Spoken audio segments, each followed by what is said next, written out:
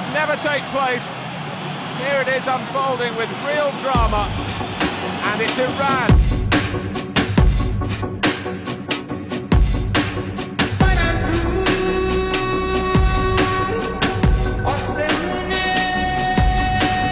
Roberts with the cross, more! Good save by Hosseini. He won't. He'll find Ezatolahi, who does! And Azmoun wasn't very far away. Ball, Azmoun is away here, but is he onside? Oh, he's hit the post! Taremi to his right. Ezatolahi with the shot! Oh, Hennessy's got a touch on it. It's a great save by Hennessy. That's a good-looking ball. Hennessy's come. Has he got it right? He hasn't. He'll be sent off here. یه موقعیت پاس رو به عقب نه یه بار دیگه روز به چشمه توی دروازه ما مستحق این گل بودیم ما باید این گل رو میزدیم. Estaban buscando a Taremi. Esta está abierta.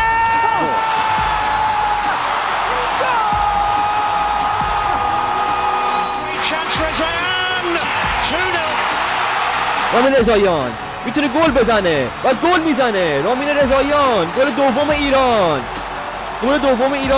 رامین رضاییان میزنه شماره 23 ایران. This is just a win. 3 points. We did not finish our job. Everything is open in the group. What is important it is that we have our goals and dreams in our hands. As I said after the game, this is now not how we start, but how we finish.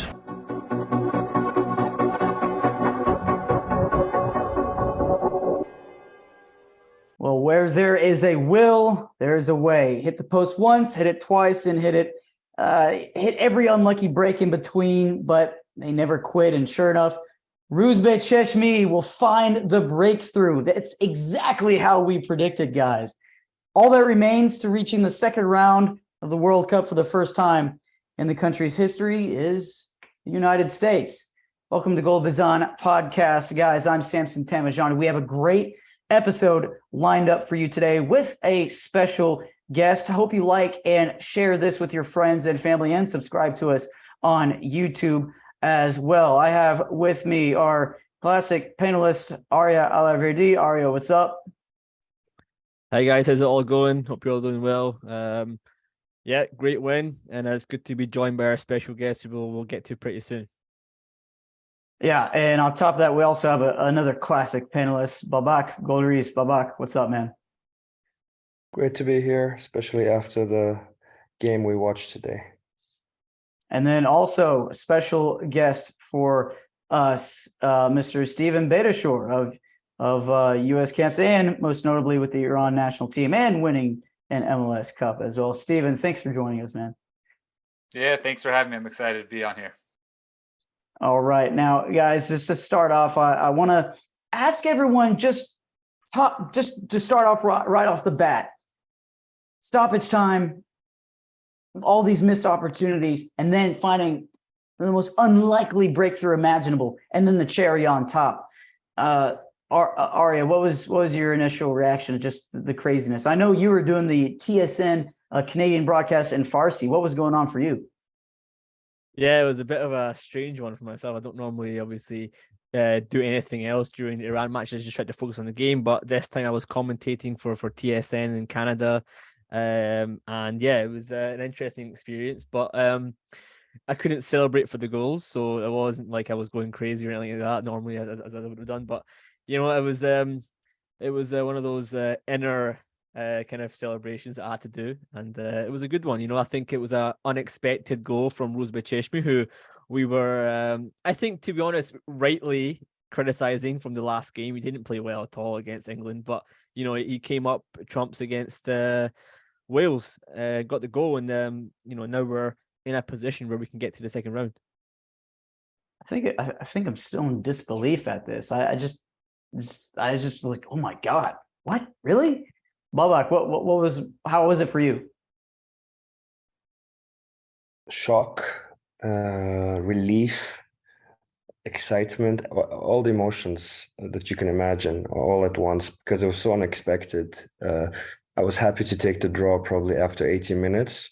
You'd almost want to whistle to go because at least it gives us a chance to qualify by getting a result against the United States. But the red card sort of turned it, and we never gave up. And that's what happens, perseverance. I think it was a battle of mental toughness today, really. And I think we'll talk about it a little bit later. But the players believed, the coach got them to believe somehow over the last 3-4 days under very, very difficult circumstances. So I'm very proud right now.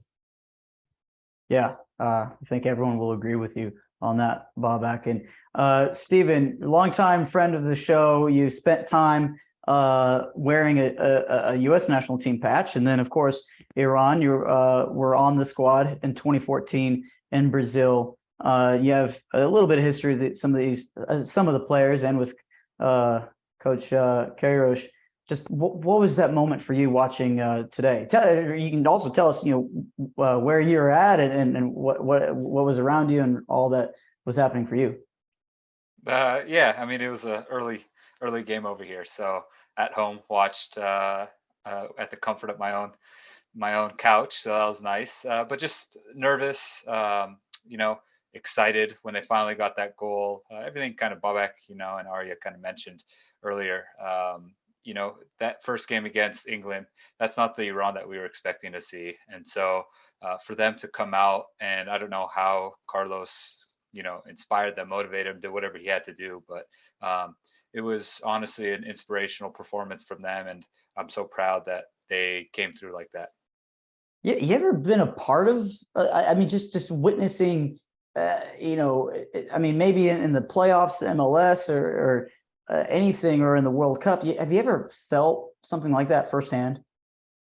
Yeah, I mean, it's tough to explain. So many times you just say, go play the game, and myself included. But I don't know if you can put that past what's going on in the country with the people, with the government and everything that's going on. And, sure, the casual fan doesn't know what's going on, but anybody, either from here that has Iranian ties or people there watching, they know what's going on. And so it was tough to listen to the critics here in the United States, talking about Iran not being a good team. I'm like, man, these guys are the top team in Asia for how many World Cups? 3 World Cups in a row. And that wasn't the team that I know. You could tell that their mind, they couldn't focus on the game. And I don't blame them. It's difficult with what's going on in the government and the people. Everybody's in their ear telling them what to say, what to do, how to act. How are you supposed to focus on that? And so that was a different team we saw against England. This was the normal team against Wales. And I'm so happy and proud that, they came through because they dominated that match from start to end. Yeah, on that note, Steven, I want to just ask you if you can briefly remind our listeners, some of whom may be new, what your history is exactly with the U.S. national team, and then converting to the Iran national team picked up by Carlos Queiroz. You're born and raised in the U.S., correct? Yeah. For the people listening, born and raised in United States in California. Grew up, never played for the youth U.S. national team. And I got called into the full national team when I was, I think, in my 3rd year with the San Jose Earthquakes. Didn't play, so I didn't get cap tied. And then in January of 2013, I got called into January camp again. And that was in my 4th year with the Earthquakes. And unfortunately, I had to pull out of the camp because I needed to get a second surgery on a sports hernia, which I got the previous year, and I just kind of played through it, 4 or 5 months with it. And so the timing wasn't great, didn't work out, and I never got cap tied with the U.S. Meanwhile, Iran had been keeping in contact with me and following me since my 2nd, 3rd, and 4th year with the Earthquakes. And so I think when they saw that the U.S. kind of called me up and they were interested, it was kind of a little bit of pressure to speed up the process and get all my paperwork. And so right after that, I got my first call up against Thailand at Azadi Stadium in Iran. And then, got called into the World Cup team in 2014 to represent Iran and Brazil.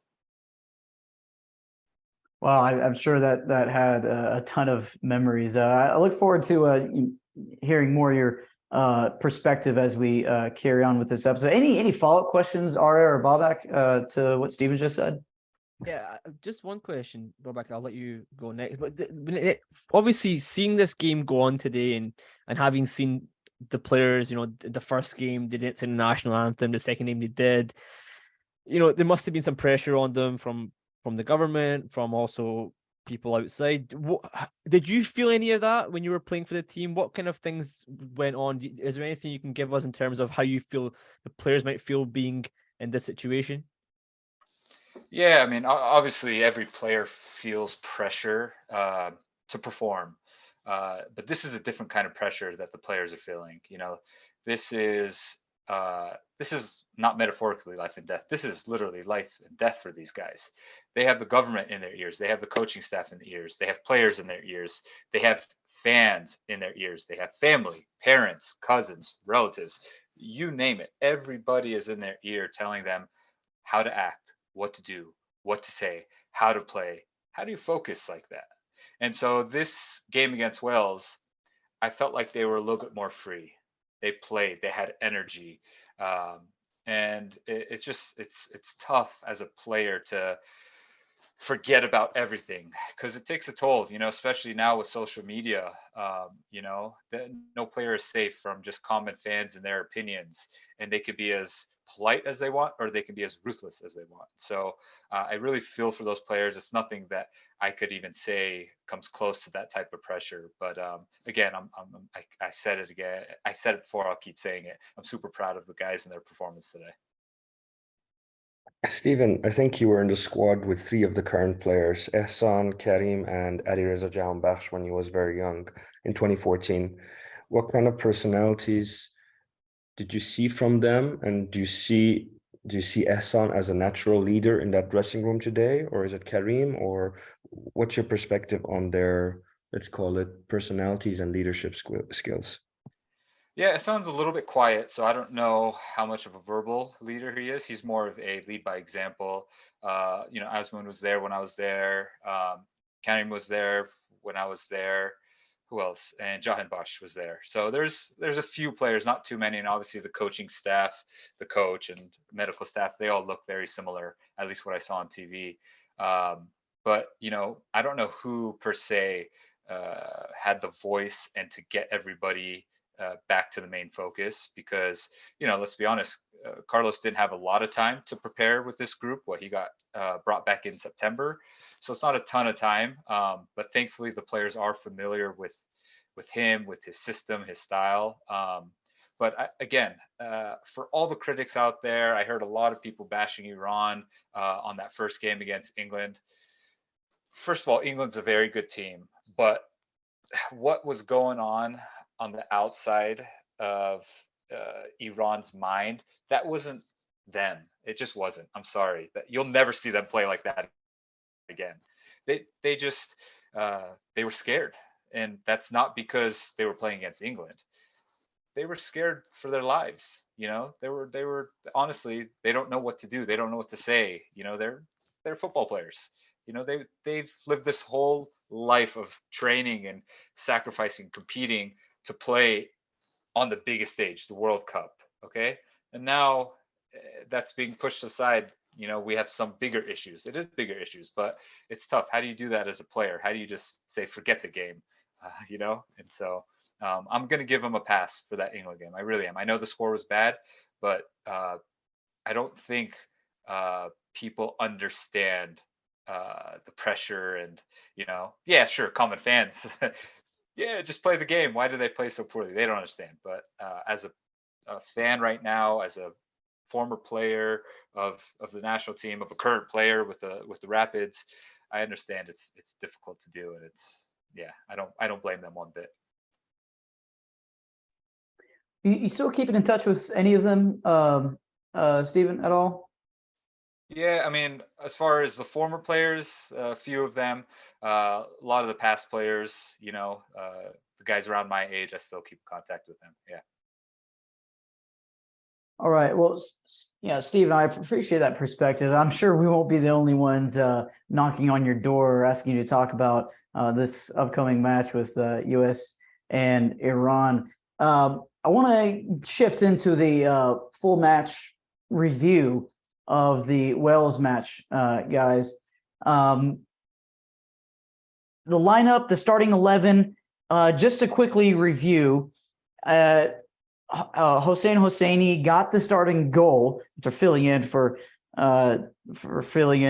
Beran Van's injury and concussion. Rezaeian replaced Moharami as right back. Hosseini, Majid Hosseini, and Pour Ali Ganji, center back. Milad Mohammadi, left back. Golizadeh, Ezotolahi, Nurolahi, Haj Safi, and then up top, Taremi, and then Azmoun. Guys, that is not the lineup we would have been happy about if you asked us this morning. Babak, Arya, I'm sure you guys can agree. I don't know. For me, for the last few days, all I've been thinking about is Carlos picking the guys who are mentally strongest to be able to put back the defeat, first of all, but also the bigger issues that Steven mentioned, to block it all out and really put everything on the pitch. So I was surprised by one or two decisions, like Kanani not being at center back probably, or potentially maybe even Moharami coming out of the team for Rezaeian. But I felt that Carlos was going to the players that he trusted the most, the one he had spent the most time with. Ramin Rezaeian has never let down Carlos Queiroz in the past. So I was having a little debate with the guys before the game, and I was more like of the mindset that, hey, these are the guys who are most mentally ready, and it really doesn't matter if there's one guy here or one guy there. The only main question mark was how do you put your confidence in a goalkeeper that conceded 6 goals with over 2.2 expected goals, I think it was. So that was a big call. That was a gutsy call from Carlos, but probably also gave Hosseini the confidence that he had lost during the past game. But other than that, I'd say I was just looking at the team performance and thinking what kind of team is going to come out rather than individual players. Yeah, I've got to agree. I think, look, ultimately, yes, it was a big surprise. I mean, looking at the defence against England, Pour Ali Ganji didn't have a great game. Yes, as Steven was saying, there is this mental pressure on the players, but they didn't play to the standards that we expect. And this is just not. And I think Pour Ali Ganji has been struggling with injuries for a long time. He hasn't been playing that well in the Persian Gulf Pro League, so we weren't expecting him to get another chance against Wales, but he did. He played really well. Majid Hosseini similarly did very, very well. These two are the two players that played against Portugal and Spain in the previous World Cup, and they repaid the faith in Carlos Queiroz for the chance to play again. But I'm not surprised the likes of Jahanbakhsh got put off the team today. Because I think he's a very experienced player, was a previous top goal scorer in Netherlands, played in the Premier League, but didn't show enough against England. But Golizadeh, who came on against England, played really well. Despite the mental pressure on him, he performed very well against England, got an assist, and it was really good today as well. Hit the post. I thought he was a fantastic performer today for Iran. The midfield was also a bit of a surprise. Saeed had a bit of an injury coming into this game. He got the chance to play. I think he was well rested for the England game. Obviously, Ali Karimi was starting that game. And I think Nurullahi and Haj Safi, again, surprisingly, did really well today. And I think then it comes back to this whole thing of they blocked out the external stuff and then just put their full effort on the match, and they performed really well. And I think it's a bit of a shame that we haven't seen Salman Ghoddos play yet in this World Cup. I don't know if you guys would agree with that, but that's just the way it goes. I think if they're getting the results, it doesn't really matter who plays, obviously. But I think against the US, having seen them play today against England, I would hope that Carlos Queiroz does play a slightly stronger lineup when it comes to personnel, especially in the midfield. But we shall see. I think there are some injuries. Nurullahi got injured. Saeed got injured in this game. Sardar got injured in this game. So we shall see if there's going to be any changes against the US. Yeah, it is a bit surprising, I thought, to not see Salman Ghoddos at any point. It's kind of like the equivalent of how US was wondering when Gio Reyna was going to come in, except today, spoiler alert, Gio Reyna did come in at the end of the US-England game, and spoiler alert, it did end 0-0 to close off the second round of the group stage. Guys, were we a bit surprised to see Iran come out swinging in the first half and continuing on in the second half? This was a much more loose game, tactic-wise, from Carlos Queiroz, much more aggressive. No, I wasn't surprised. Obviously a little bit of a tactical change, a couple players changed, like you mentioned earlier, but the energy looked different. I think you guys can all agree on that. They looked sluggish, they looked slow, they looked tired against England. They looked like their minds were somewhere else. This game, they looked full of energy, fully focused. Every 50-50, I felt like Iran was winning. We have a saying in past teams and even current teams of mine, turn those 50-50s into 60-40s in your favor. And so today, this game against Wales, I felt like every 50-50 was Iran's ball.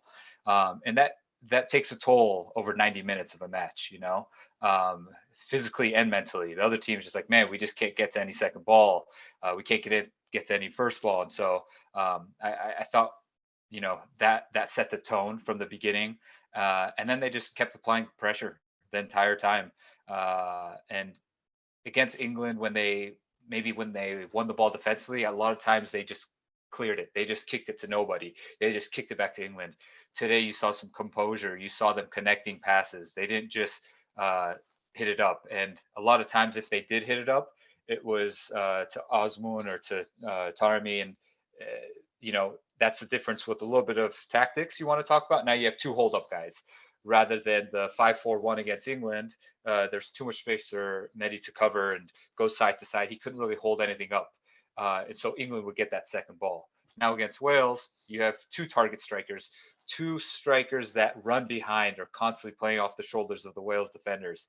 So it's a lot of little details that I'm sure I watch differently than most fans, but a lot of those things add up, and that's why you saw such a great performance from Iran. Yeah, I think ultimately this team was very well set up to go and be aggressive. They weren't going to be on the back foot and defending. There were times in the first half that no doubt Wales were attacking. They got a couple of chances here and there. Kiefer Moore came close to scoring at some point in the first half, but I think really they didn't really have a lot going forward, Wales. I wasn't really impressed with the Welsh team, to be honest. Gareth Bale did nothing the full game. I mean, he was really poor. He looked a bit lazy, to be honest with you. Give some credit to the Iran players for keeping them tight as well. And I will say Milad Mohammadi, who got criticised very heavily for the England game, defended wonderfully well this game. Steven Beitashour is obviously a right back himself. I'm sure you can come on to the likes of Saleh Ardani, Ramin Rezaeian. There's been tons of right backs, left backs for the national team. We haven't constantly seen these players play at a high level recently. They've not been the best, but today's performances, Ramin Rezaeian and Milad Mohammadi both played fantastically well, which is good to see, because fullback has always been one of, I would say, the weakest area, especially in qualification for us this time around. It wasn't the strongest. Sadegh Mahrami had some issues at right back. Milad Mohammadi, Omid Noor Afghan. But today, Milad, who I think has struggled for form over the last few years, having moved to Greece, now he's showing in this game that he still has something in the locker that he can pull out. And today he really showed it. And I thought, he kept Gareth Bale out. But no, I think overall, again, the Welsh team didn't have much to offer, and I think that is down to how Iran set up defensively. But even going forward, I feel like the Welsh defense, they had a five at the back, but they didn't seem the most organized. There were times where Azmoun would cause them some issues. He would run in behind. Yeah, but they were Arya. They were disrupted. Every ball we were sending was putting them on the back foot under pressure. From almost from the outset, every single ball through, Azmoun was chasing them down. So they probably weren't expecting it. To be honest, the mood in the Welsh camp was very, very jovial in the last few days. There's a lot of pictures and videos on the internet where they were very relaxed, maybe overly relaxed after Iran got whooped by England. So I don't think they expected a 180-degree turn by the team. They underestimated Iran. Absolutely right. They did also, but to add to what Babak was saying, the previous game with Wales and US was exhausting. If you guys watched it, every player was cramping on the floor, a lot of injury time. And so that takes a toll as well. I was talking to my cousin Human earlier after the first set of matches, and he said Iran didn't exert too much energy against England because the scoreline was so bad, and Wales and US were going at it. So Iran's going to come out motivated and fresh, and sure enough, Babak, to your point, that's what happened. Yeah, I think it might be a bit more tense for the U.S. game, but the U.S. just got done facing England themselves, which we'll get to.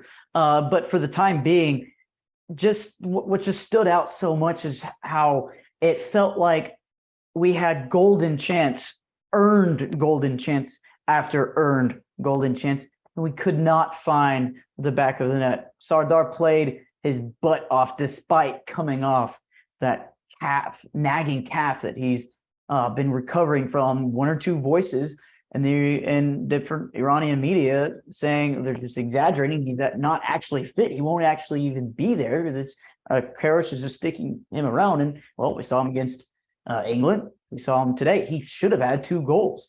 How good was it to see his cohesion with the midfielders, with Taremi, with Golizadeh, and despite the fact that he did not get a goal, guys?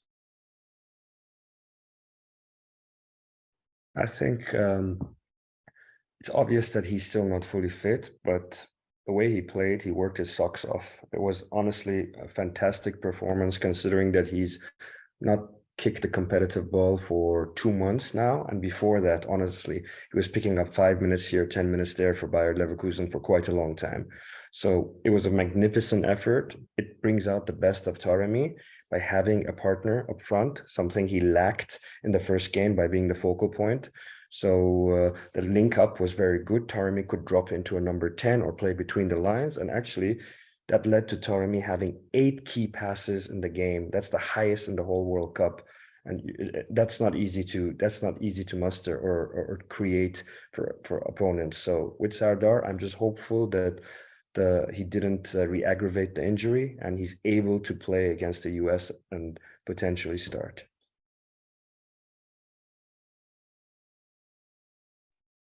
Arya, go ahead. Yeah, go ahead. Look, Sardar, he is a very important player for us. He's a striker who is required in any team. He gives you that target man ability. He can hold the ball, but he can run in behind, he can score goals, and he can create chances for himself and for his teammates. So he's a very important player. Yes, he's struggling with form at Leverkusen. Yes, he's had injury issues, but despite that, he can cause issues for anybody. So hopefully he's fit for the US game.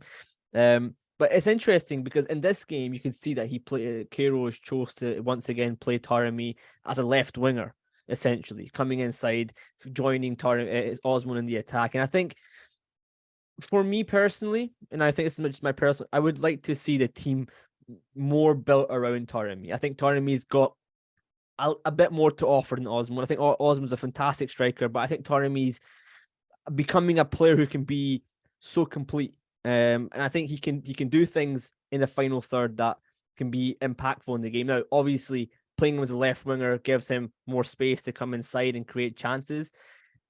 At times, I would like to see him play close to Osman.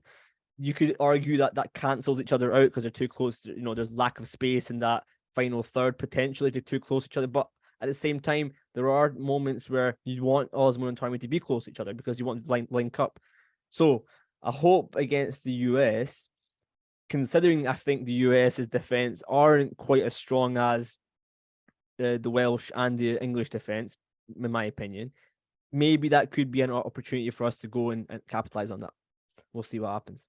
Yeah, Steven, what were your thoughts on the build up and how Iran seemed to take command in the attacking third a lot of the times with Taremi and Azmoun both playing together the first time in a while we saw them truly together. England towards the last few minutes, but what do you think of this one? Yeah, I think Osman is a fantastic player. I think he's had a fantastic career. When I was, with Iran in 2014, I remember scouts for Liverpool were intrigued by Osman, and he was very young at the time. He still is, fairly young, but Babak mentioned it. He hasn't had a lot of time with Bayern Leverkusen right now. He's not fully fit. He did pick up an injury, and do I think he could have helped Iran against England? Maybe a little bit, but again, I think the outside pressure was too much. They couldn't focus, and I don't blame them. But I really liked the partnership with Tarmi this last game against Wales. I think it just takes pressure off one another. You have one constantly running behind. You have one, holding up. A lot of the times, Iran maybe didn't have the connection in the midfield, so they had to go direct. And you have two target strikers that are able to hold off the Welsh defenders and lay it off to on running midfielders. And so when you have something like that, it's very difficult as opposition to defend, because you're constantly worried about the ball behind, because you don't want to let a breakaway go at midfield. And then you try to get tight, but they're big guys. They're able to hold it up. So it's very difficult to defend. As a defender, I've dealt with that with good forwards who are quick, can run behind, but also are big, strong, and can hold up play. So I think that partnership was really good today from them. Steven, what do you think of the performance of Rezaeian today at right back? Do you think he proved himself to be the starter against the US? Yeah, it's tough with everybody's performance that first game against England. You can't say one person played well. I think the guys who came in, they had energy. Not just the guys who came in, but also the guys who started against England. So when the players around you play well, it's a lot easier for you to play well. I don't think you could say one player on Iran today played poorly. I honestly don't. Even the substitutes who came on.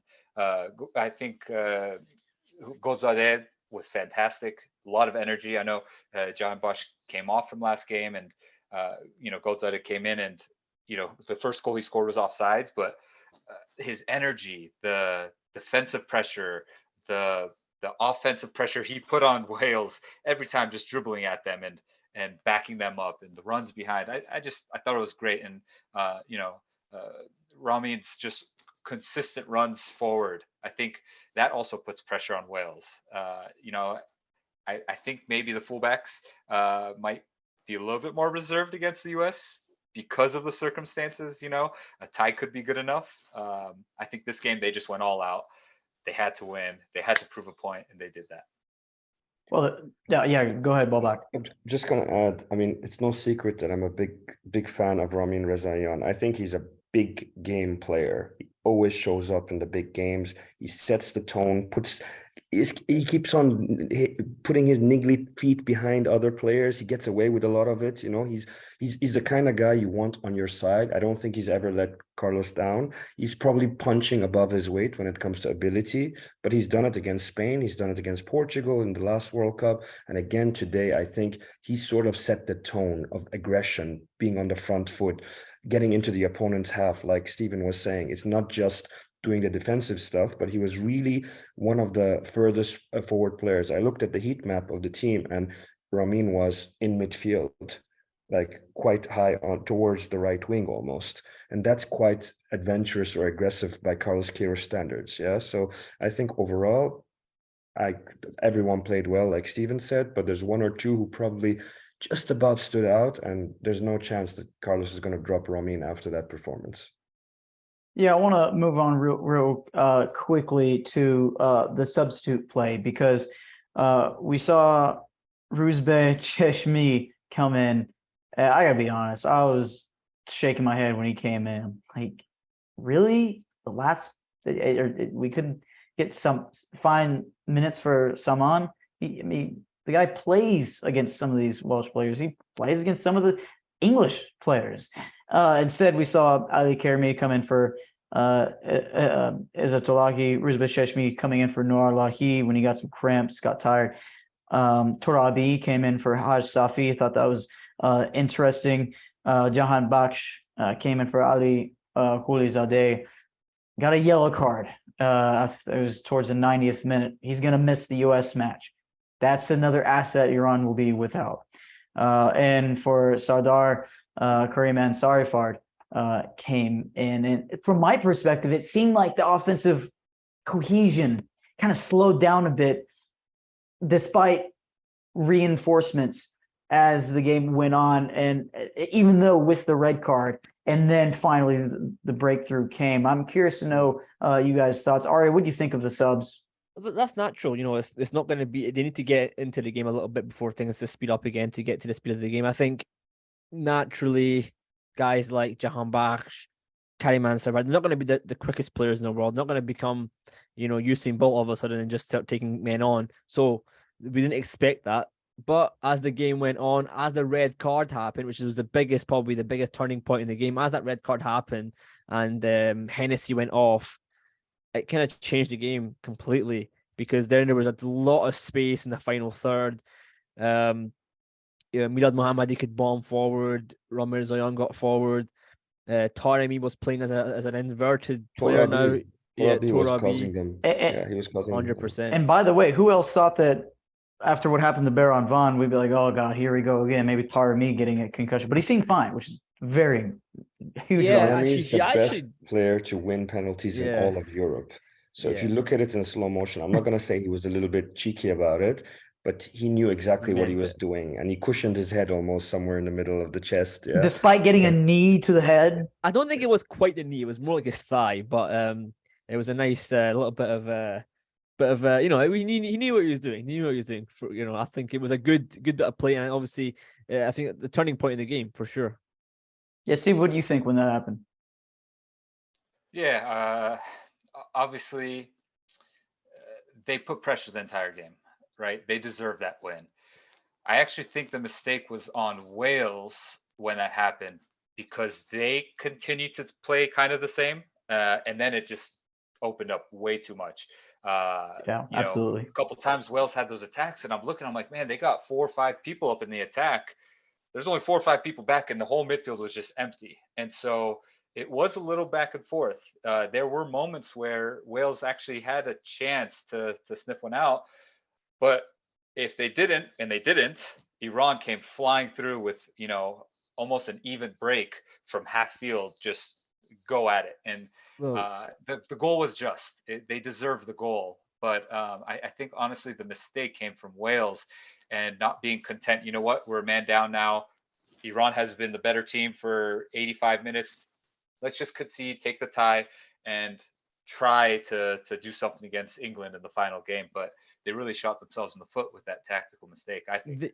They made some very attacking changes, Wales. They brought on Brennan Johnson for Connor Roberts, who's naturally a right wing back, because Johnson's a striker, basically. And they brought on Daniel James for Harry Wilson, another winger for a midfielder, which was very, very attack-minded, approach. And I think as soon as they did that, they've committed themselves now. They have to go and try and win the game and try and score goals. They're not really going to sit back and defend with those players on the pitch. So that caused, as you're mentioning, Stephen, them to be more at risk of making mistakes. And they made a massive mistake. And that's what happened. They got the red card. And I think that's just it could be the inexperience of the coach, Rob Page. Could be that. Obviously, Ryan Giggs lost his job. Rob Page came in for him. It could be that inexperience potentially. And Carlos Queiroz knew what he was doing towards the end of the game, so he made the right changes.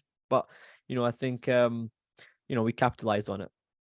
I think you said it right. Naivety, a little bit of naivety, plus knowing they play England last, that a draw today is going to be unlikely to be enough for them, which is pretty realistic, to be honest with you. But yeah, they played into our hands after the red card. I was surprised, just like Steven. I was surprised how much space they were giving us, because they were still going for the win, and it played into our hands. And ultimately, whilst we didn't score because of that in the first goal, at least, because it was a shot off a set play, and then there was a crowded penalty area, but ultimately it was that kind of pressure which paid off for us. Yeah, and of course, what I want to get to next, guys, is the fantastic moment of, dare I say, brilliance from Cheshmi, of all players, of all on-field characters that we saw, the most unlikely individual. I got to be honest, I didn't think he was doing particularly well. I thought he was chasing a lot when he was in. Then he had the ball and took a shot from 25 yards out. I didn't have my hopes up. I never knew he had it in his locker. I never knew he had that kind of. Oh my God! Because he kind of set it up. He took it inside and he absolutely whacked it into the bottom corner, which isn't really the kind of play you expect from a guy like Ruz Beitashour, who's more of like a big header of the ball. He's just going to be a stationary figure, but to cut inside and to just smack it into the bottom corner, unbelievable. Really good finish, and I think it's going to be a great moment for his career. I think it's his second national team goal now, but that's just going to be one of his when he gets older. It's going to be one of his moments where he's just going to think back to, like, wow, I did that in the World Cup. It kind of reminded me of. It kind of reminded me of off a set piece, off a corner kick, the rebound outside the penalty area. It reminded me of one of those garbage balls goal-lassoed in by a guy named Steven Beitashour. You've done that a couple times. Once. Well, we definitely remember it. Yeah, I'm not much of a goal scorer. I'm more of an assister. So it's funny when Cheshmi scored that goal right before, I'm screaming, "Don't shoot!" Because there was 3 or 4 right before that. The guys are shooting from 25, 30 out, and I'm just an odds person. The odds of those going in are way less likely than slipping someone into the box, getting runners in, and then a hard-driven ball either behind the Wales defenders or cutbacks.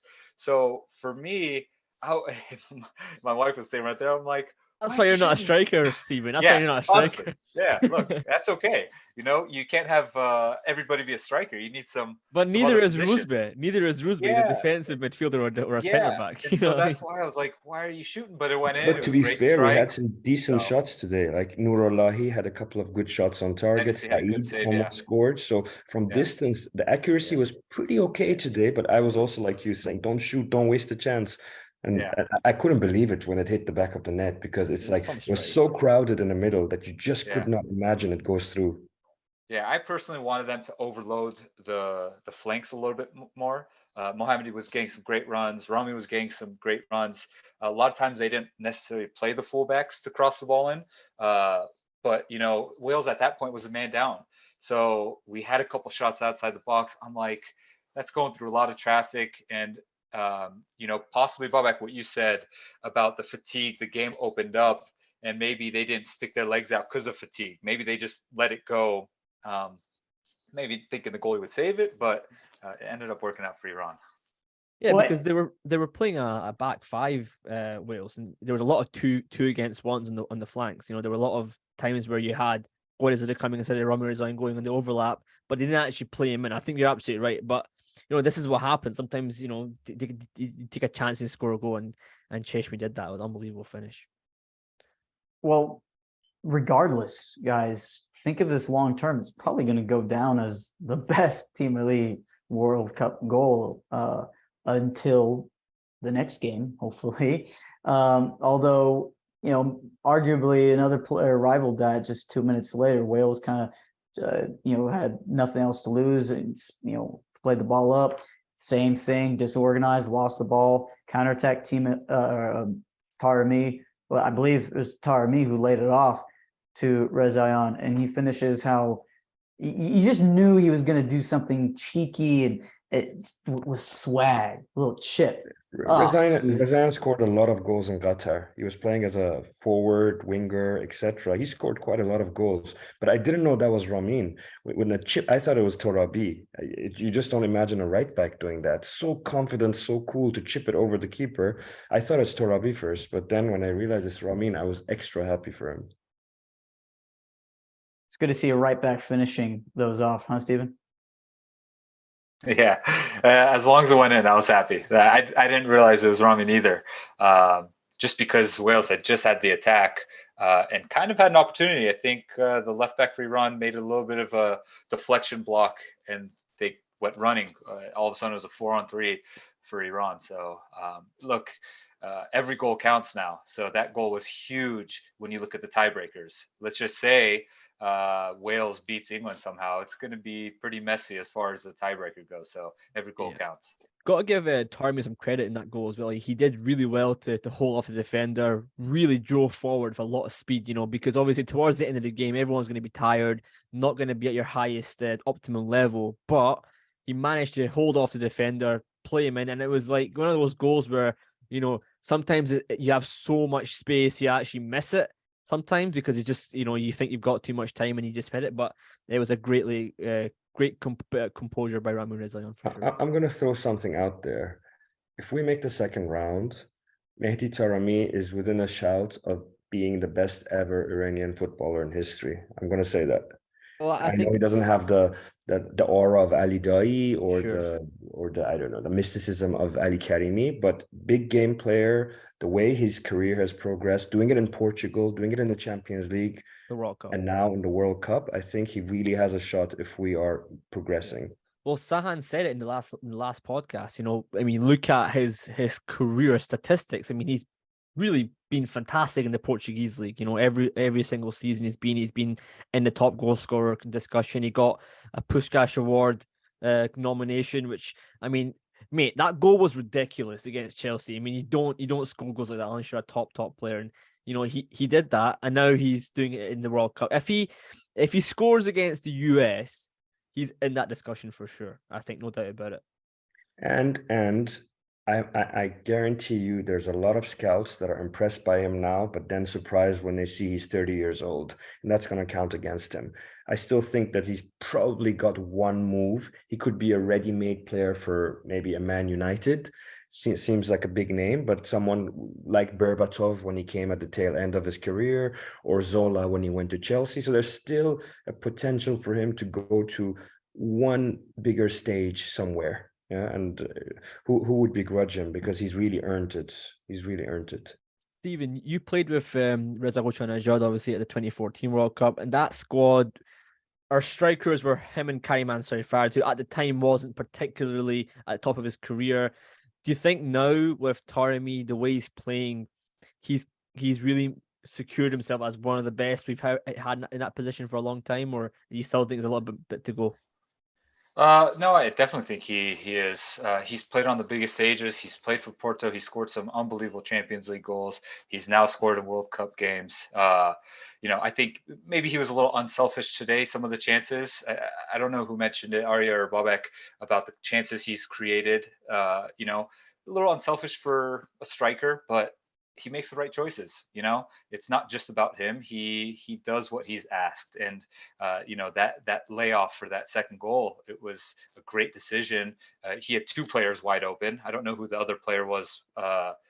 Might have been Jahanbash, but yeah, he's a fantastic player. I think Osman is also a fantastic player who doesn't get enough credit. I think he's criticized a little too much by fans, but he's another player that I think Iran is very fortunate to have such quality within those two. I will add on Taremi, towards the end of the game, if you watch him closely, whenever we miss chances or Ahmad Nourlahi is doing his one like 30-yard shots from distance, you can see he's frustrated. He's demanding more from his teammates. He wants them to be effective, not give away silly shots. I think there was a moment where Milad Mohammadi misses his cross and it just goes for a goal kick, and he starts going ballistic at him. And I think rightly so, because he's expecting his teammates to perform at a high level. He's playing at a high level. He's playing for Porto, Champions League, and I think he's bringing this national team to a higher standard. He's setting standards for his teammates, which is very important to have a player like him. If you have a player like Taremi who's set a standard for himself, but then he's trying to put that onto his teammates, and he's doing it well. His teammates are now performing well. I think that's very important for this national team. There's a reason Carlos had him sitting next to him at the press conference before the biggest game in our history. I think he chose Mehdi Taremi to sit next to him to field those tough questions. Yeah, he's really grown into a quiet leader in that team, leading by example, leading by words, whatever you want to say. You're absolutely right. His body language, his like Steven said, the choices he makes the right choices on the pitch almost every time, except when he has a rush of blood and gets silly red cards here and there. Guys, I want to ask as well. I'm not sure if y'all saw this, but Ramin spoke to the media afterwards, gave a message in English to the Iranian fans and public. We're going to play that right here. I'm here to say this goal was a gift for my people in Iran, especially who are suffering. And I want to share one thing with my people. And I want to know one thing, everyone in the world, I want to know one thing about my people in Iran. They are best. They are so good. They are so kind. They are so intelligent. They are so good into everything. And we are here to do what we can just for them, as we can make them even a little bit happy. This is what we want to do it. And we are here together to make them happy. And they should know one thing. Everyone has love. Okay, we love them. Thank you. That was a great thing to see, especially after having pretty much the game of his life. I think it was very important for him because, he actually put a post on Instagram. He said, I think in Farsi, along the lines of like, I didn't know to cry or to celebrate during that goal celebration. And I think Ramin Rezaeian is always a bit of an emotional guy anyway, but I think he brings a level of how do I say it? Innocence, yes, to his approach to the game and just off the pitch. And I think it's good to see him say that, because I think you don't normally see that from footballers or from any footballer, to be honest, that he's shown that kind of he's really passionate to give the love to the fans. And I think it's good to see him do that. So there's plenty of headlines to go around this game off the pitch as well. We saw before the match, the players did actually lip the national anthem. I'm curious, Babak, what did you think when you saw that? And just in general, I mean, they scored in the 99th and 101st freaking minute to beat Wales. Of course, you're going to celebrate a little of that. And then what they said after the game, what Ramin said after the game. What do you think, Babak? It's emotions.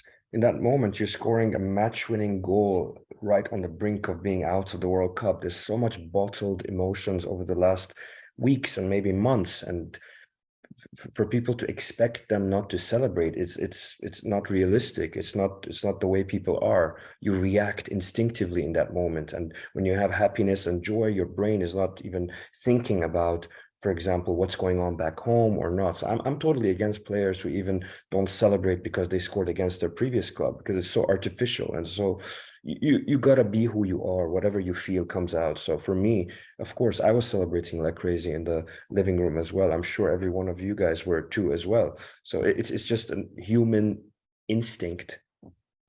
Anything else, Arya, Steve? I'm curious for you guys' reaction to seeing that, just how everything built up from the first match and then look, how it ended. They didn't sing the national anthem against England. They didn't, and that was clearly a show of protest, right? There's no doubt about that. This game they did, and some of them maybe lipped it, maybe some of them sang it. We don't know what happened behind the scenes. We don't know. Maybe they were threatened to do so, because obviously Arya Allahverdi got arrested yesterday from reports in Iran. That could be a reason why. Again, I'm not trying to make excuses for everybody. It's their choice. They can do whatever they really want, right? But at the same time, things are happening behind the scenes that we don't know about. So I just hope that the players are safe when they go back home and there's no issues for them. No matter what, there's going to be so much to talk about, so much buildup on and off the field now and past 1998, now 1979, 1953, all leading up to the final group match to decide who goes home and who advances. Iran, the chance to do it for the first time. And for the US, they with the draw against England, I believe they now have to beat Iran. Correct? They have to beat Iran. So pressure's on the US. They're going to be giving all they've got. They already did it against England.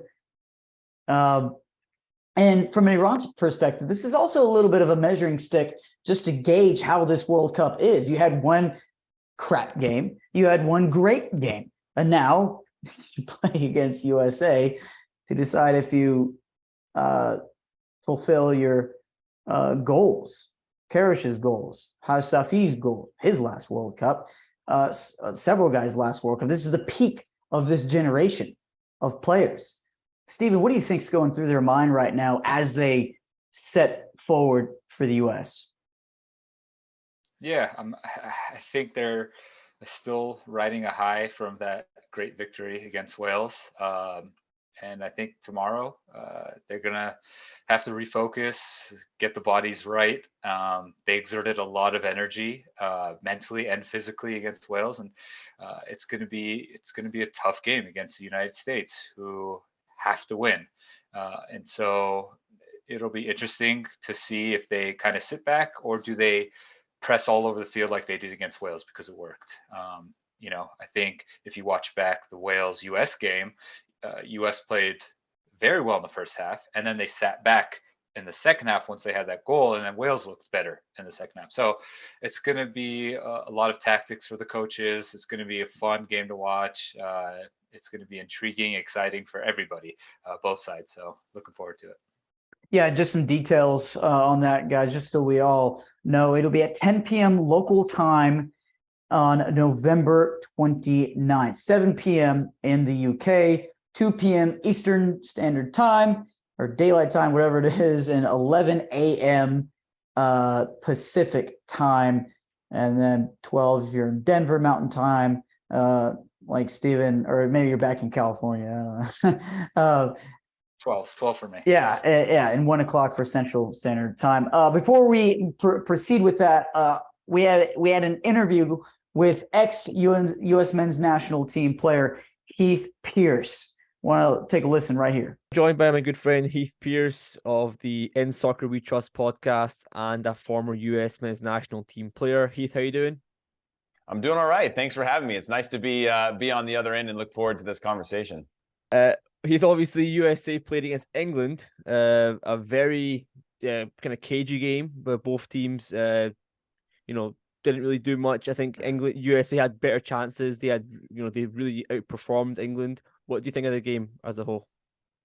Yeah, I thought it was a sort of a coming of age moment for this young American squad. Obviously, we've seen flashes of them. We know the quality of the individual player because we see them playing at the clubs that they're playing, a different type of player than we've ever had in our player pool. But to see them come out against England, obviously, first 10 minutes, I thought they're okay. And then there was this sort of 10 to 20 minute period, 10th to 20th minute period, where I thought they're a little nervous. They're arriving late. England had a few looks at the goal. And then from there, they kind of just woke up and had this overwhelming belief that they can compete with England, who are obviously not just the group favorite, but one of the favorites to win the entire tournament. And I think that was a moment similar to Iran, I think, in their second game, where we just saw a different side of them. We saw something, and now our curiosity is this the new normal, right? Is this the new level that they're capable of playing at? Or is this the cliche of on their day they can compete with anyone? And that's what we want to see. But there were some tactical changes. Obviously went with almost the same team, only one change between the first game and the second game, but played some tactical differences, playing more with two strikers up top, a little bit more of a hybrid system, which I think worked really well. Now, when I think about the U.S. having to play against Iran in that situation, I'm curious to sort of see the way Iran comes out, knowing that they have been known to sit back. But a lot of their chances and a lot of their balls won that created goal-scoring opportunities were won higher up the field, forcing turnovers higher up the pitch. And so we've seen that they can counter in a few different areas. So it's going to be interesting to see how the U.S. and Iran match up in that match. Yeah, you mentioned the one change in this game. It was Haji Wright who came in for Sargent. How do you think he got on, and do you think he's going to be the number 9 going forward? Because all the things that we said before the World Cup, where the USA don't have a number 9, they don't have a striker.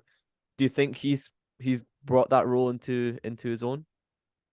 Well, I think he was solid in a lot of ways of being active, but I still think we're struggling at the number 9 spot. I think a lot of fans now, after seeing Timothy Weah sort of play as a hybrid next to him as a second striker, give us hope that maybe they roll out Timothy Weah as the high striker in this one that allows us to get a Brendan Aronson on the field or a Gio Reyna and really go with more of an attacking lineup, knowing that Timothy Weah over the last 2 games has shown his ability to get in behind the back line, his willingness to make those darting diagonal runs that typical of a striker, although more often than not, it's started from wider areas. So I think that's where I would like to see it. I think a lot of us would like to see that as a lineup because Josh Sargent hasn't really worked out. Haji Wright, I think, was okay, but again, hasn't really provided. We need somebody who's capable of scoring a goal on their own. And neither of them, I think, have proven it so far, though I do think they've put in solid shifts. I'm hoping we get a Timothy Weah up top because of his pace, his technical ability, and just his natural ability to make really good runs along that back line.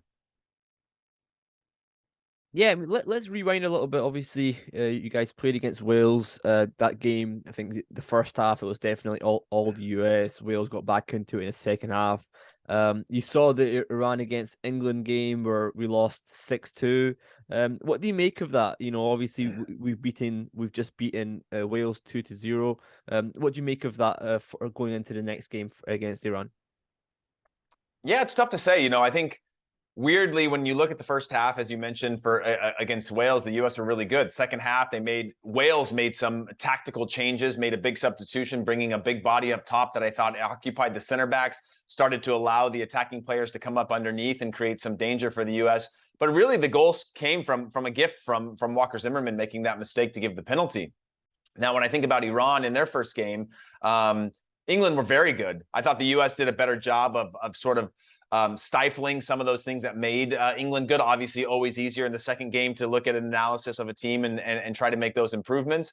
But then when you look at Iran in their second game against Wales, they were just so patient at the right times. And again, they weren't sitting back too deep withstanding pressure. There were times that they were higher up the field and their blocks were maybe mid blocks around the center circle or a little bit higher. And that allowed them to win balls as well. But the one thing that's consistent throughout is that if you do overcommit, if you are overexposed or unbalanced, whether Iran is sitting back or they're higher up the field, they are 2 or 3 passes away from being in and around your box and being dangerous. And that's going to be something when I think about our center backs, Walker Zimmerman, Tim Ream, who have played these first 2 games, not the greatest at speed and transition. So perhaps there's an opportunity for a change there, but it's going to be a great matchup. And I think there's a belief from Iran right now that they can beat anybody. Obviously, there's much larger things at play for this Iranian side in terms of their inspiration, in terms of things going on back home. We heard some of those speeches taking place. I grew up in California with hundreds of Iranians as well that I've spoken to around this. And you can feel this newfound belief, not just because they got the result, but the way in which they got the result. And for the U.S., yes, they got a point only against England. Yes, they've given up 4 points that I think were winnable points, or they should be on 6 points right now in a perfect world. They were there for the taking. Both teams have this new belief going into this round that they want this matchup, right? They want to go into this matchup thinking if we can win this game, we will go through. Obviously, Iran has different circumstances in the way that they can advance, but the U.S. side liking their chances against Iran in this one to be able to go into the knockout rounds. Again, you're playing against Iran, USA-Iran, big game. 1998 World Cup question always gets asked. I'm sure it does regarding this game. I'm not going to ask you will that play any impact, but how important is this game for these two nations from externally? Obviously, from a football perspective, we know it's important because if they win this game, they get to the second round. But outside of that, is there any? Do you think that importance plays into this game at all? You mean 98 specifically? Yeah, 98. Political stuff. Do you think that kind of plays into it at all, or no? It's all going to be football on Tuesday. Yeah, I mean, interestingly enough, it's always a tense matchup. We've seen matches canceled between the U.S. and Iran in the past because of political things. Obviously, if you grew up in the U.S., you can't help but probably spend some time, especially on the West Coast, with Iranian people who are great and lovely. Some of my 2 best friends growing up are Iranian. But there is always that little bit of that pride of home that goes on with that. So I think there will be some. I don't want to say elevated tensions. I think if anything, previous tensions don't tie to now, right? We're talking about Iran and the human rights issues for women and equality amongst people, and I think that's a universal belief that's happening. And maybe universal belief isn't the truth, but at least in my circles, I think we all align with the way that the Iranian people feel and the way that they're trying to push the nation forward and grow and be more progressive for the future, just in terms of simple rights. And so I think if anything, that brings a bond. to these two national teams, and less so about the past that may have been more politically driven or more tension. I think if anything, this is a uniter in terms of how I know those players are feeling and how our U.S. men's national team is feeling at the moment as well. Yeah, I completely agree with that, 100%. Okay, coming to the match itself then. Very important. If Iran get a draw from this game or a tie, if England beat Wales, Iran go through. If Iran beat USA, they can potentially even finish first place depending on that Wales-England game. USA must win this game, right? So what are you wanting to see from the US team, and how do you think it will go? Yeah, it's a great question. Obviously, we saw two different sides, and for a long time, we've yet to see the U.S. put together a complete performance. I thought this was the closest thing to it against England, but obviously, when you look back at it, you say, yeah, was the result a little bit easier because they knew that Iran had won earlier in the day, so it was always going to come down to the final match? Could they play more free? Were there some circumstances at play that made that game play out differently? And then on top of that, we look at it as a great result, but it still left 2 points on the table there. So when I think about this final game, I'm hoping they bring that same mentality, that fearlessness that we saw from those players, that unity that we've seen them building over the last couple of months, and then that individual performances. Obviously, you want to see that all come together in a culmination in a game that's going to have high stakes and high pressure. So I think the U.S. will be prepared. I think my one question or my one concern about this U.S. men's national team right now is in-game management from Gregg Berhalter. Is he making the right subs at the right times? Is he leaving it too late? Is he bringing in players too early? Are they the right players? I think he got the tactics really, really right against England. But in terms of the impact of those players coming in off the bench, we've seen just how important they are at any level, let alone a World Cup when you're playing in these types of conditions in terms of the weather, the humidity, the heat. Can you bring on those sparks that could potentially win you that game? And I think that's the part that I think is going to be the difference, whether or not the U.S. is up or not going into the second half against Iran. Go on then, Heath. Give us your prediction for this game, and where do you think the final standings are going to be in Group B? Oh, you're gonna bring me on to an Iranian podcast and ask for my prediction before playing against the U.S. Man, well, first of all, thank you for bringing me on, Bezan. I'm a huge fan, and obviously love having you on our show. Appreciate in Soccer We Trust. Yeah, but I would say for me, this is a what I think will be a tight match. Obviously, I believe the U.S. will win this one, and based on the way that they played against England alone, if they can approach the game in that same way, have that same sort of hybrid tactical approach in terms of systems of play based on where they are on the field, whether they're playing with a single striker or two strikers, I think the U.S. will come out on top. I think there's a fearlessness and a confidence right now in this U.S. side. So I'm going to say 2-1 for the U.S. I think the U.S. still finished second into the group, and it'll be interesting to see who they match up with in the second round. Obviously, I believe you feel differently, but before you let me go, I gotta get your prediction on this match as well. Well, we'll give it on the podcast, but I'll give it to you exclusively, Heath. I'm gonna say a tie. I'm gonna say 1-1. Maybe 1-0. I'm not sure. You know, it's gonna be one of those games where it will be a low score line. I think both teams are going to be very strong defensively on purpose, just because they don't want to concede goals at this late in the group stage match. But yeah, I think it's just going to be an interest. I'm actually really excited for this game now. I'm happy that this game is going to the wire. You know, it's not one of those games where it doesn't really make a difference what happens. It's a very important game. So I'm just happy that the Iran USA game, when we got it in the draw, we were like, you know, hopefully this game is going to be meaningful, and it's meaningful. Yeah, I agree. I think it's a hugely meaningful game, and obviously what we've seen is Iran capable of, obviously in earlier on in the match, had the goal called back against Wales for an offside call, but being willing to go and punish whoever is able to punish a bad mistake, I think is going to be the difference, because they sit in those defensive setups. If there are those opportunities to capitalize, whoever is going to be more clinical in those few moments, whether it's 1 or 2 moments in the game, I think could be the difference, because I don't think there's going to be a lot of wide open play or exposure to teams being able to sort of walk it into the goal and score multiple goals. Absolutely. Heath, I really appreciate your time for coming on. Again, thanks for bringing on your podcast as well, In Soccer We Trust. Where can they find you? They can find me personally at Heath Pearce across all social media. And then obviously ISWT Pod on Twitter is where most of our conversations happen for our show. And shout out to the Iranian people. I love all of you. And I look forward to this match. All right, then. Arya, bearing all this in mind, what does Iran have to do to resist the U.S.?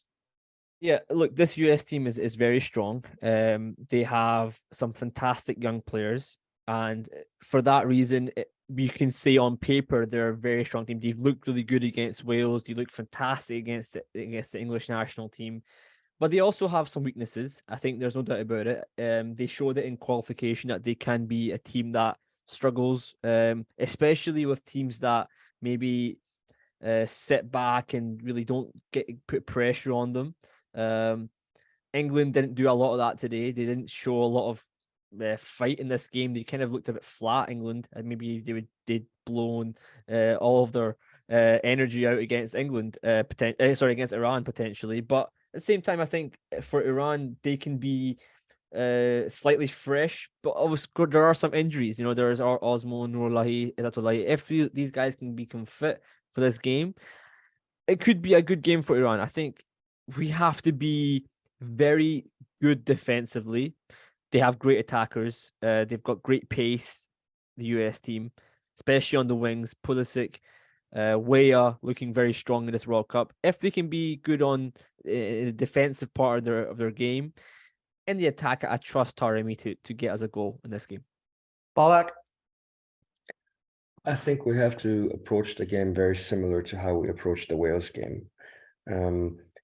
Probably a little bit less aggressive out of the blocks from this, and let US take the onus and take the game to us, because that's going to play to our advantage. We're a counter-attacking team, as we saw, let's say, the best of us, especially in the second half when Wales were really pushing on and leaving a lot of space behind. So I would say same approach.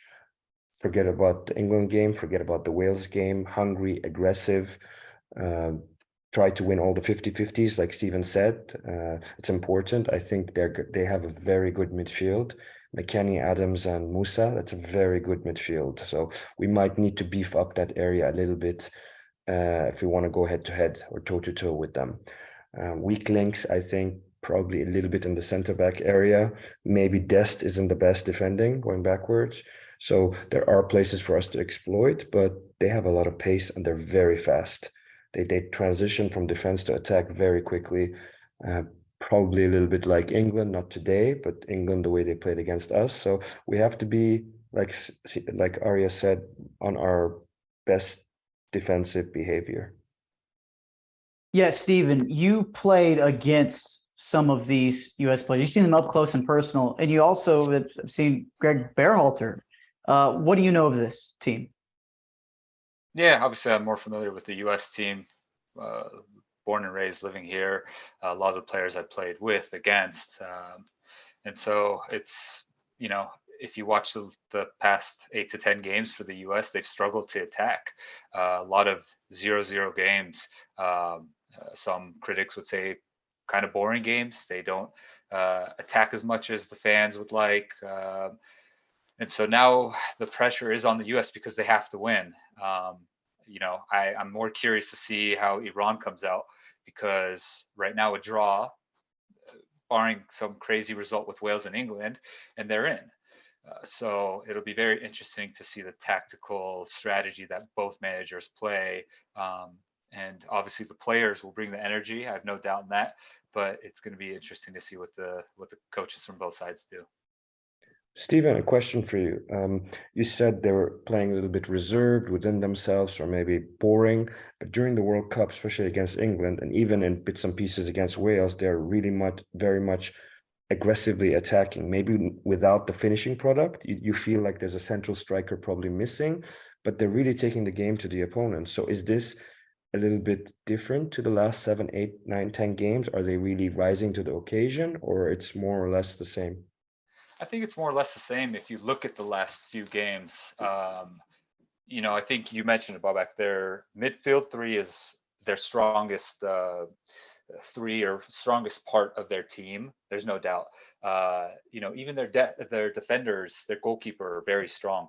I think the attack is actually where a lot of the fans, the critics, kind of critiqued and said, we need more. Who's going to be the number 9 for the US? Obviously, Pulisic is an unbelievable player, but he's also had struggles with Chelsea and getting minutes, very similar to Osman with Bayern Leverkusen, where he's not game fit. He's fit, he's healthy, but he's not game fit. And there's a difference when you're constantly playing 90 minutes and compared to if you just come in here and there. It's tough. It's tough to perform at such a high level. We'll see. Against Wales, they look good in that first half, the US, but they got the goal and then they sat back. And Wales looked like the better team. It was a tale of two halves in that match. England almost looked a little reserved today against the US. I think US had more chances. They played better, but it's not like they dominated. I don't think England dominated either. It was a bit back and forth. Iran and Wales, I think everybody can agree, Iran dominated for 90 plus minutes. So I'm very intrigued to see the tactical strategies that both managers play in a game that Iran needs to tie and US has to win, and if that will play in each other's favor. So we'll see. Well, here's the thing, and I think you brought it up really well there. The midfield is very good, USA. Yunus Musa is a guy who I really like watching play. He's a fantastic player. And I think probably one of the weakest links of our midfield is our lack of speed in the middle. Vaidamini has not played a game yet in the World Cup. He's a little bit older now. He's not going to be that guy who he was in 2018. Ahmad Nourlahi just got an injury, so we'll see if he's going to be available. So we are lacking a little bit of speed in the middle. Adams also quite good on the ball, very clever footballer. McKennie, very physical, can play anywhere across the midfield, plays for Juventus anywhere across the midfield. So they have quite a dynamic midfield. Do they have creativity? Probably not. I don't think they've got that they've definitely got creativity in the wider areas. So we'll have to see how Rezaeian and Milad Mohammed deal with that 1v1. Can they go and match them? I think they can. I think Rezaeian can definitely match Pulisic for strength. I think he's got the height on him as well, but has he got the pace on him? We will see. I just feel like this game is going to be Carlos Queiroz against Gregg Berhalter, isn't it? It's going to be that tactical battle, and I think Carlos Queiroz has got that tactical battle on lock at the moment, especially against Wales. Hopefully, he can do something for this game. Well, I was going to say, I totally agree. It's going to be a battle between the coaches, and usually I back Carlos. And where he falls short is that even if he's better than the other coach, the other team has superior players. Like, for example, with England, like they punish you off any mistake. I would say Wales and US, Iran, the caliber of players are quite similar to each other. Yeah, so that probably gives Carlos a little bit of the edge, that his tactical let's say setup could probably edge what Berhalter, who has been criticized heavily even in American media, if I'm not mistaken, over the past couple of years. Yeah, so it'll be very interesting. Yeah, just to rewind a little bit to the camp in Austria in late September. Arya got to ask Carlos Queiroz about exactly this matchup. We're going to listen to that right here. A question on the USA. You did a thesis on them a long time ago about the 2010 World Cup, and can they get there and can they be successful? Seeing them now and obviously playing against them in the World Cup, how successful do you think they are now, and how tough can that game be for Iran? Progress, football progress all over the place. That's modern football. I used to say this sometimes in video technologies. You can feel and touch the progress of human beings very easy, because it's clear. In the game, the majority of the people, they don't see it, but we, the professionals, we know how the game is moving forward, how it is more fast, quick thinking, quick decisions, players better prepared, ready. And this happens with all countries in the world, including the States. Europe, it is a clear example of that. They are year after year taking off, comparing with other continents. Now they have this nations competition. They compete between each other, and they are, of course, growing up more fast and more accurate, comparing with other countries and our continents in the world. But this World Championship, it's something different because for me it's a couple of them in my belt, not only as coach but also as FIFA member, working World Cups. But what we're gonna face in this World Cup is completely new. A short period of resting periods during the games, one competition play in November, which is completely different comparing with other World Cups. We have players in Europe that they come with 15, 18 games in the legs. The other World Cups, they have 65, 70 games in the legs. So let's see what happens. But for sure, something different will happen in this World Championship. Before we move on to lineups, I want your take on this, Steven, the matchup between Queiroz and Berhalter. You got to know Berhalter a little bit. I'm pretty sure you played against him when he was coaching the MLS. Is that right? Yeah, we've had our fair share of battles, especially when I was with Toronto FC, and he was obviously the coach of Columbus Crew at the time. So yeah, we've had our fair share of battles, and I know his system, his style. He likes to play pretty well. What's your guess on how that's going to go? He likes to attack. I think this suits him because this was the flaw of the Columbus Crew when he was there, that they just attacked. They weren't good at holding leads or defending, and he was very good during the regular season, but then the playoffs, he'd always falter because you have to defend in the playoffs.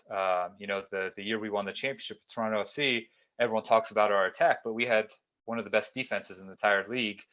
We went into Columbus missing Josie Altidore and Sebastian Giovinco, two of the best players in the entire league, and we got a shutout, 0-0. So now we came back to Toronto FC, and I think we got a shutout that game as well. This is where I think Gregg falters, is having to defend. So now he has to win against Iran, which goes in his favor a little bit more, but vice versa. This is going to be a beautiful chess match between Carlos and Gregg, just because I think Carlos likes to defend more. And so now they can hit the U.S. on the counterattack, which suits them.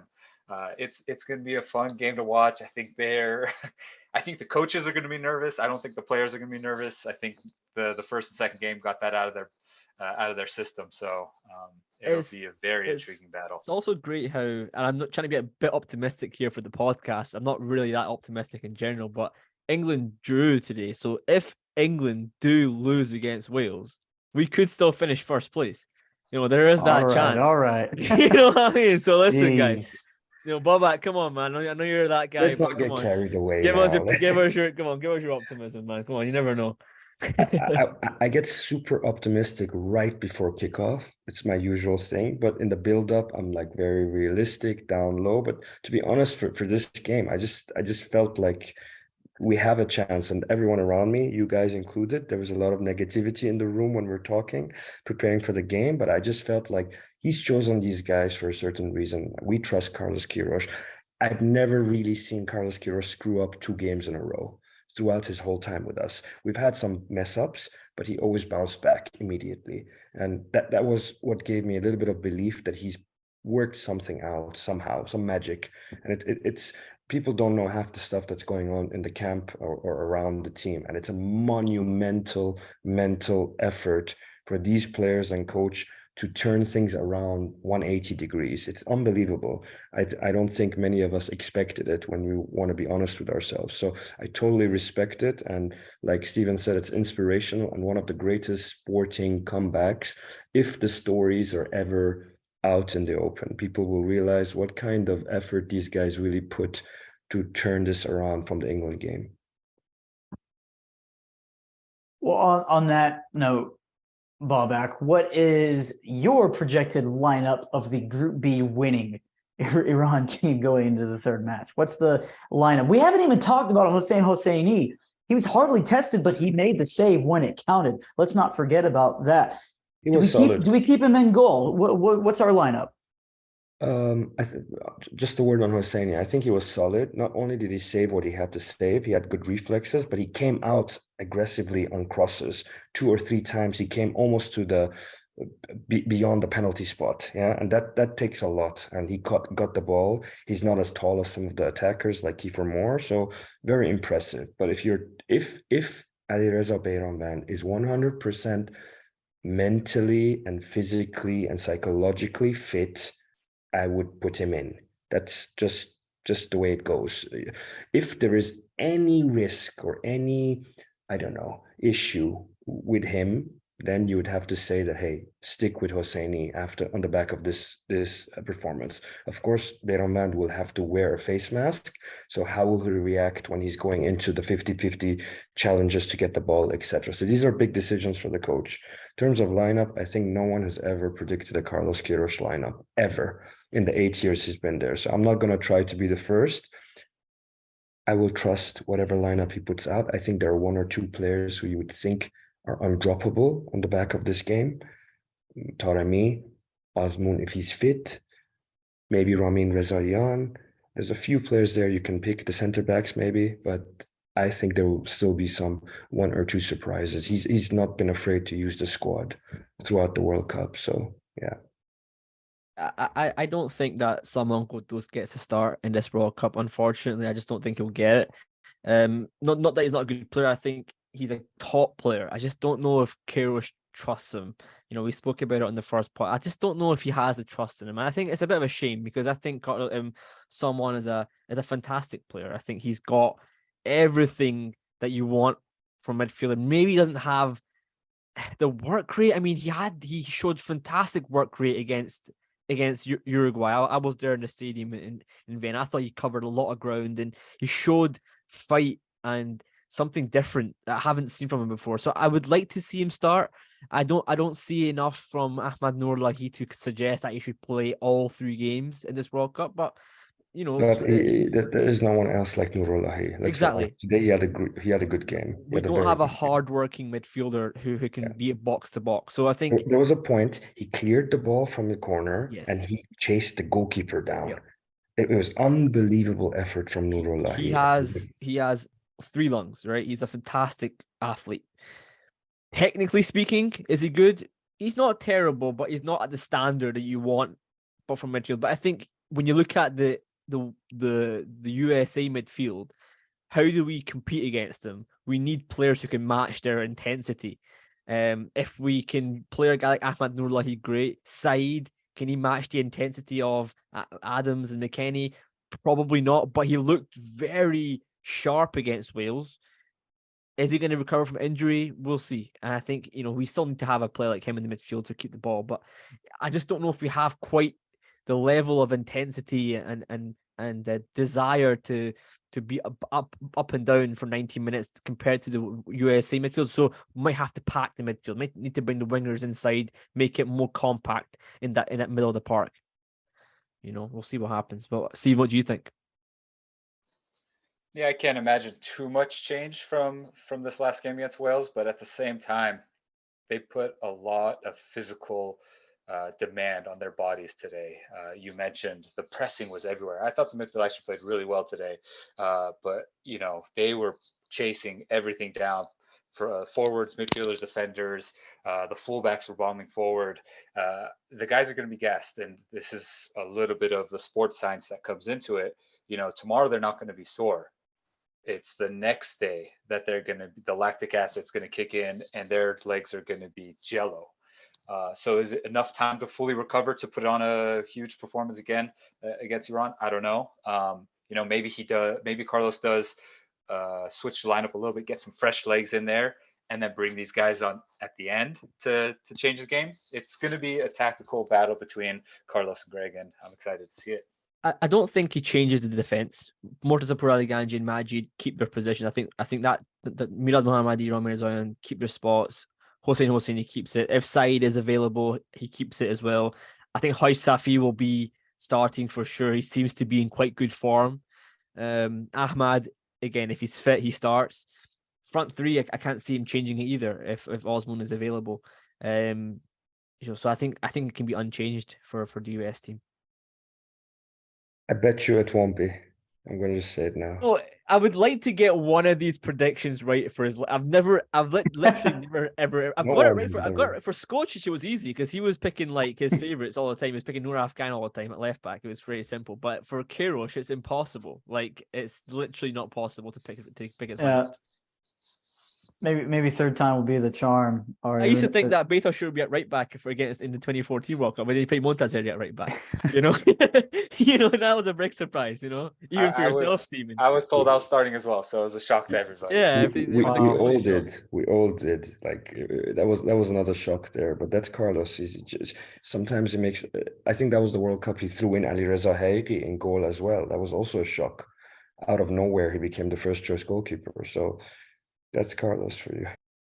Yeah, I can vouch for that. Playing the 2014 EA Sports World Cup edition, I made sure to punch in Steven at the right back. I did quite well.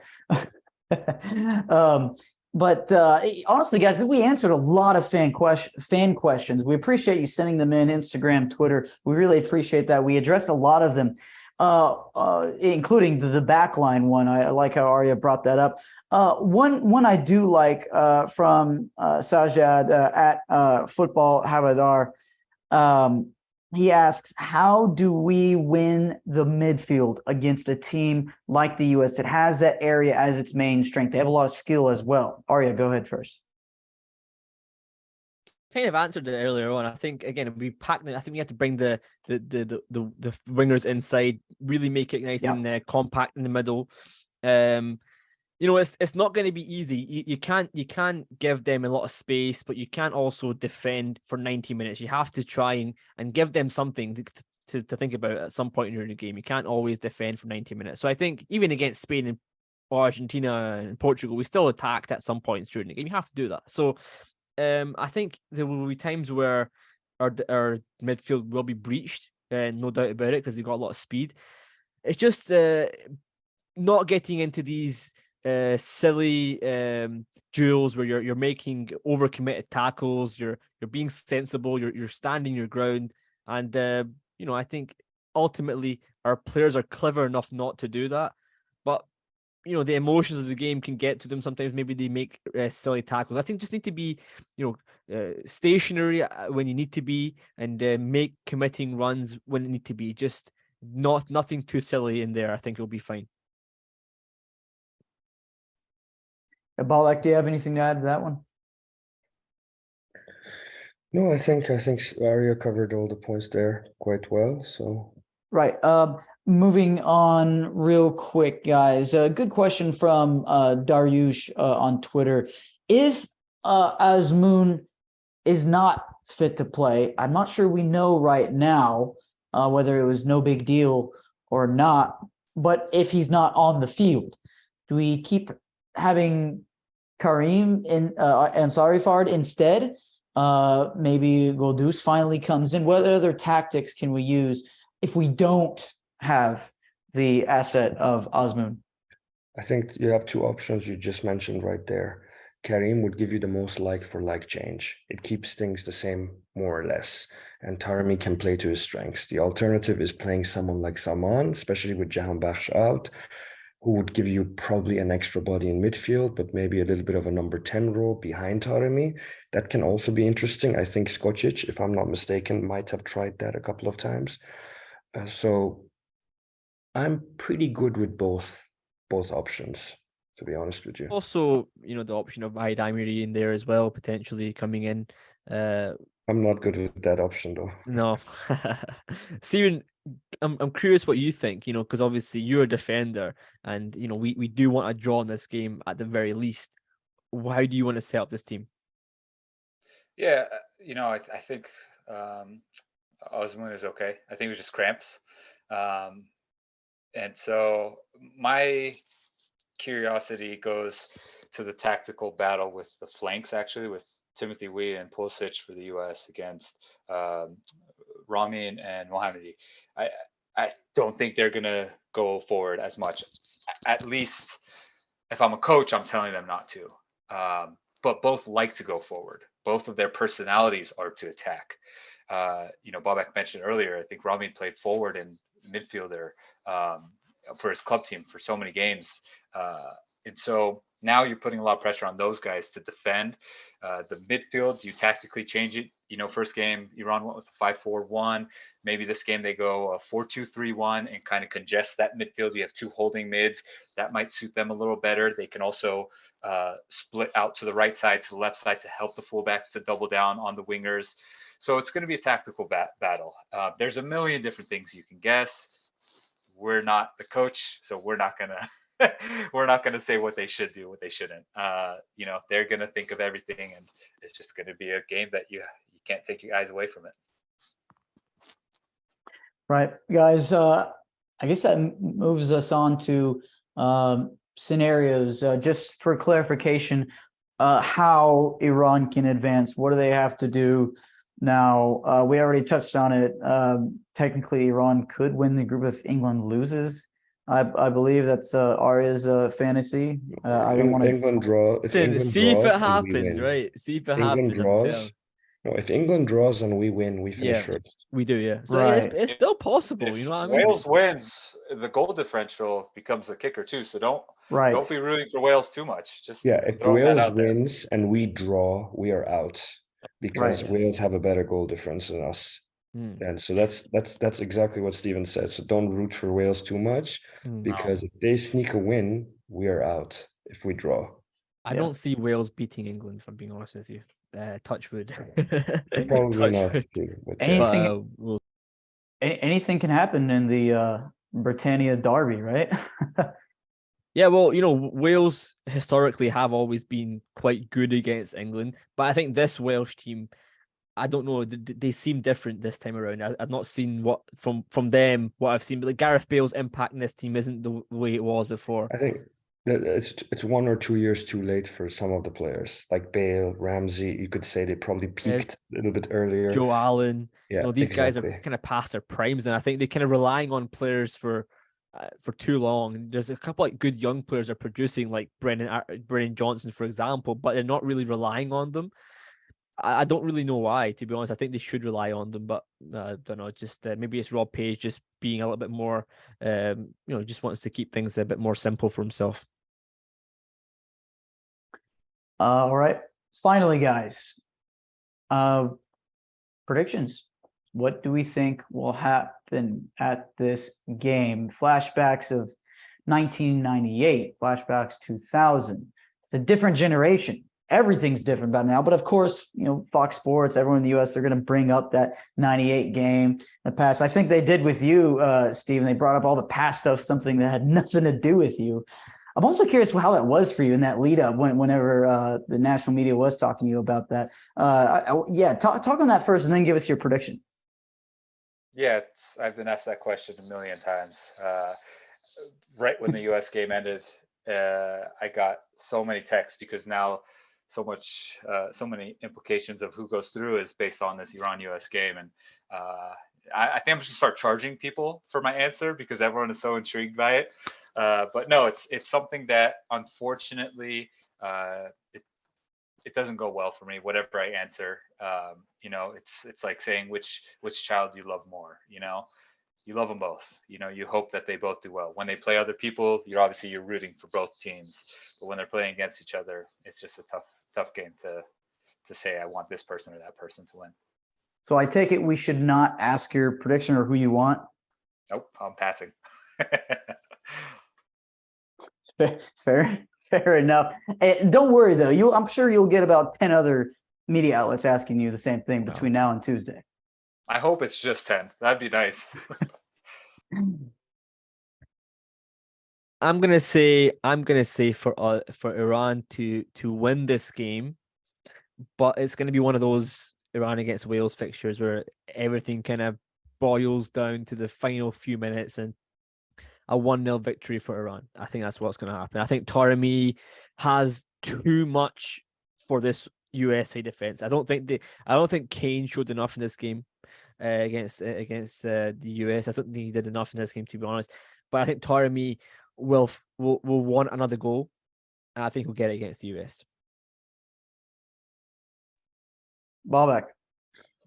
1-1 for me. We know we're a good team, but beating teams back to back in the World Cup, we've never done that before. So we're in uncharted territory. Yeah. So even beating a European team, this was the first time we'd ever done it at the World Cup. So players will be aware of that, and maybe the glass ceiling is breaking, but I still find it tough to see us winning 2 in a row. So I'm pretty happy if we get the draw, because I think England will probably do the job. 1-1, I would say. I want to ask you, before we go off, just last question, right? If we advance to the next round, what does that mean for Carlos Queiroz as a coach? You know, this is going to be a historical moment for the national team of Iran. Statue. What does that mean for him? You know, because obviously he's had some difficulties. You know, he went to Egypt, didn't get to the World Cup, didn't win the AFCON. He went to Colombia, had a tough time there. But this is going to be a monumental moment. What do you think it's going to mean for him as a coach? Babak? Maybe one of the highlights, if not the highlight of his career. He'll probably think or say it's the highlight of his career. I think he will go down as the greatest Iranian coach of all time. He probably is already, but this would cement it. And I think this will be the greatest Iranian team of all time. It'll cement these guys' statuses as legends of the game. So that's on let's call it on a bigger picture. That's how I see it. It's a pretty good thought, something we dreamed about for a long time, but never really thought it was all that realistic until now. Steven, do you share that same sentiment?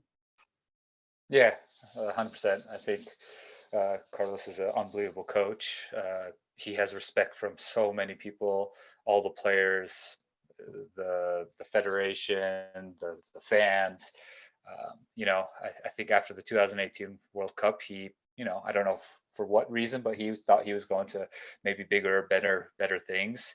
Maybe there was some pressure from the federation. And so who knows what really went on behind the scenes, but it just didn't work out with them, with Egypt and Colombia.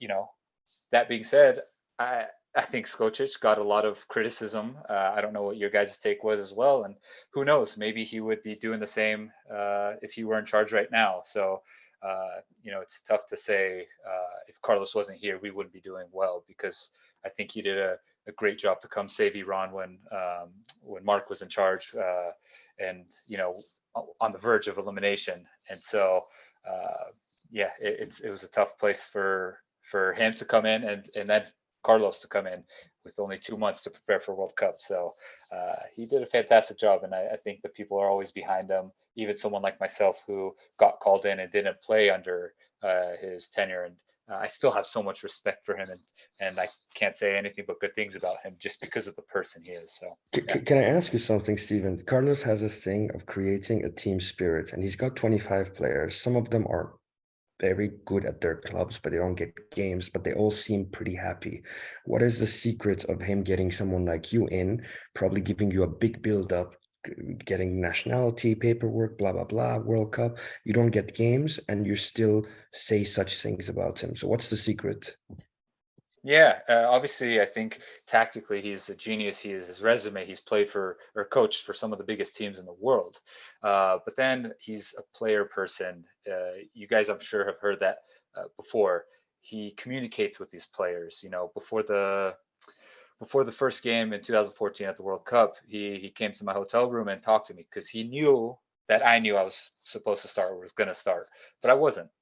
You know, Pejman ended up starting at right back, who's traditionally a center back, and he talked to me. And so for him to do that, it's little things like that. It means a lot to players because let's face it, we're all competitive as players. We all want to play. We're disappointed when we don't play. And so for a coach to do that, it speaks volumes of that coach as a person. And so that's why I always speak so highly of Carlos. Is that quite a rare trait then from a coach, to come and actually have a one-to-one talk and give you a reason why he's not playing you? Is that a rare thing in your career? Yeah, it is rare.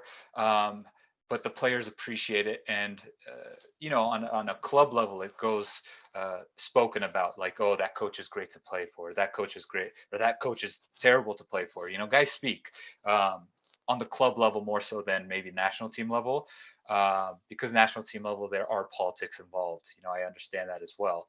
And so sometimes the coach's hands are tied, or, sometimes the federation or whoever says, you know what, you have to play this person or you can't play that person. So when you have a coach come speak to you personally, they don't have to do that. Who said that they have to come explain themselves? They have a million decisions that they have to make. So who are you to expect that this coach needs to explain himself? So the fact that he does that, the fact that he gets everybody united, everybody fighting for the same common goal, again, it speaks volumes of him as a coach and as a person. Yeah, and for a lot of U.S. fans who will be tuning into this, I know there'll be quite a few. I just want to go on record that, yes, we had Steven Beitashour on. Yes, he was in a U.S. camp, and he was with Iran in the 2014 World Cup. No, he did not say he's rooting for Iran. I just want to make that clear, just in case anyone wants to give any unnecessary crap. That's just... Or the other. Don't just say one or the other. Yes, be not rooting. Yes. This is not rooting. He's not. And he is. Yeah. Rooting. He's doing both. That statement right there would get me in a lot of trouble if I said it. Start again. You want to retake that one, Samson? No, he's okay. He's okay. I just wanted to clarify. Yeah, no, but Steven, we really do appreciate you coming on. This has been a fantastic conversation. I hope it really enlightens people ahead of Tuesday's match, because everyone's going to be watching. Yeah, and I want to say a big thank you to Steven. I really appreciate your time for coming on. Thank you, Steven, for your time. Anytime. It was a pleasure. It was great. I've talked to some of you before, meeting you guys in video, almost in person. So it's great to be on. Thank you. We've had you on for a few interviews, but we've never had you on a podcast. So hopefully we can bring you on again at some point. It was really enlightening and good to have you on. Yeah, anytime.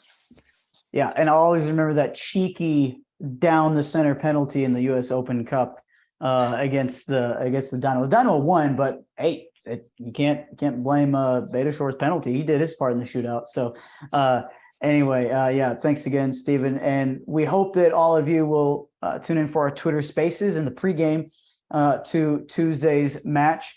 Be sure to like and subscribe to this if you're watching on YouTube, as well as sharing it on all other podcast platforms. We'll be sure to bring you the latest updates on social media, as well as after the game as well. So on behalf of Gol Bezan, thanks for listening, and we will see you for the US-Iran match.